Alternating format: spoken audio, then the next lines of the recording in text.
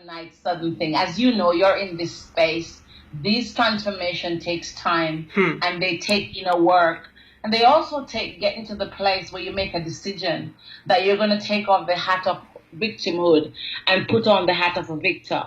And from a very early age, I decided that I did not want to continue down that path. I wanted difference. I was already suffering. I was already in pain. And so I thought, why not turn my pain into something purposeful? And so I started my journey by, first of all, taking in an education. Because where I grew up, there was no role model for me to look up to. So my teachers in high school became my role model. And like classical and operant conditioning, you learn that if you press the lever, this is what happens. So I became a little bit educated, and I recognized that the education was opening doors for me. And so it was through education and through self-work and through persistence, resilience, and a holy tenacity that I got to this place.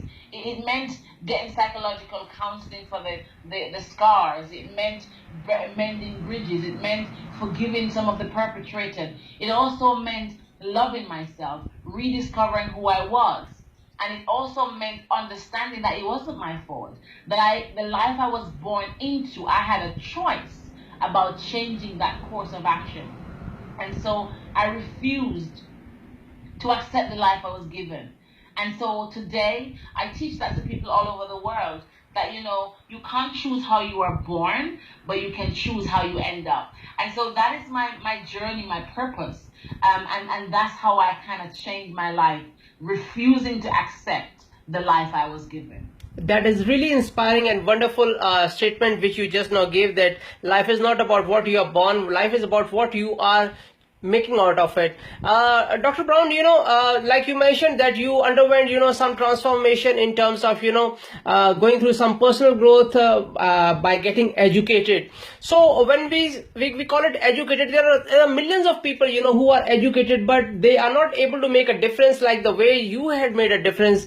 There are also people, who are having emotional scar, but they try to emerge above all this thing. They also try to educate themselves. But what education you are talking about? Would you like to elaborate a little bit about what sort of education you got, or how did this really transformation help in your life?